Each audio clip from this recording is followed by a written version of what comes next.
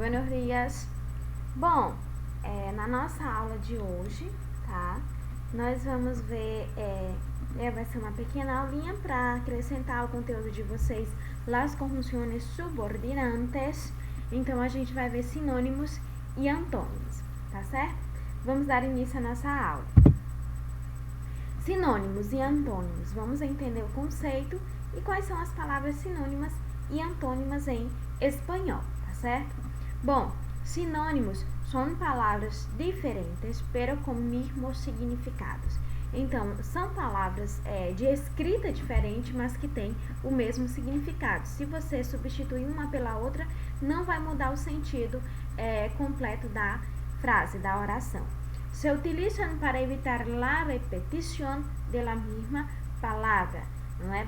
A gente usa muito os sinônimos em textos, para que as palavras elas não fiquem repetitivas e o nosso texto fique feio. Então, a gente usa bastante sinônimos nas produções textuais, para que não fique aquela repetição e que o texto fique bonito.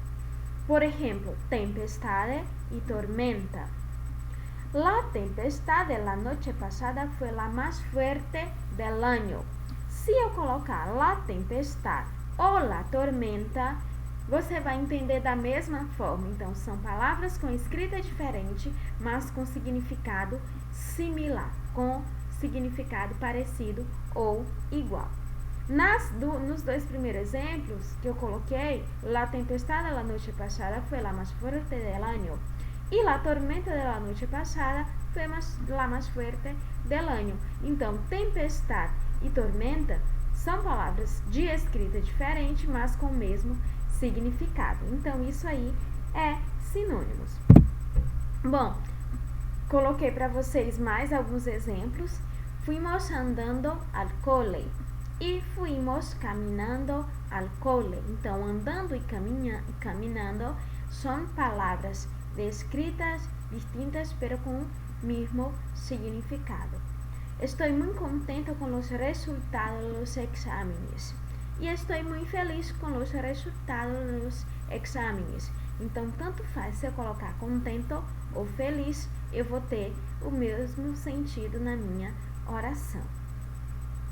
Bom, los antônimos são palavras que têm significados distintos entre si, significam lo opuesto, tá? Então, são as palavras que significam o oposto, que tem o sentido oposto. Por exemplo, temos alguns exemplos. Alto, qual é o antônimo da palavra alto? Es bajo. Alegre, qual é o antônimo? Triste. E subir, qual é o antônimo? Bajar. Acostar-se, qual é o antônimo? Levantar-se. Então, tá aí. Os antônimos são as palavras opostas, tá certo? Bom, na atividade que vocês vão fazer hoje, do livro, a página 84 até a página 87, tá? Para vocês. E, além disso, vocês vão pesquisar 20 palavras sinônimas e seus antônimos, tá? E você vai elaborar, primeiro você vai elaborar 20 orações com palavras sinônimas e depois você vai elaborar 20 orações com antônimos, tá certo? Com seus antônimos. Aí vocês sublinhem, tá bom?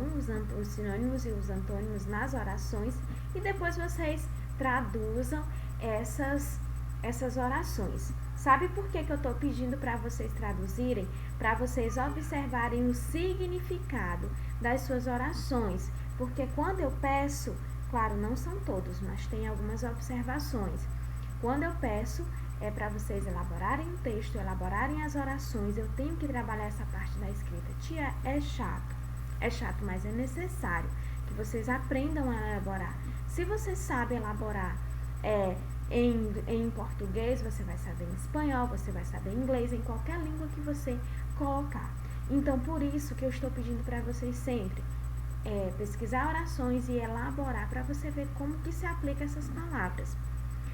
Olha, outra coisa, questão das pontuações, tá bom? Eu tenho observado muito isso. Pontuem, meus amores, tá? Se eu estou perguntando, se eu não colocar uma interrogação, eu não vou saber se eu estou perguntando, se eu estou negando, se eu estou afirmando, se eu estou dando uma ordem. Então, as pontuações são extremamente necessárias. E, continuando, eu estou pedindo para que vocês traduzam, para que você possa entender. Você vai lá escrever uma palavra, uma oração em espanhol, e aí eu vou traduzi-la para português. Poxa, mas está sem sentido. Só para vocês terem uma ideia, tá bom?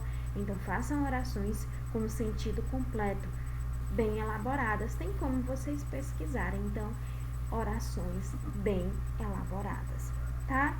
Até a próxima aula. Beijo, tá? Fiquem com Deus, meus amores, se cuidem e se interessem muito, tá certo? Até a próxima semana. Tchau!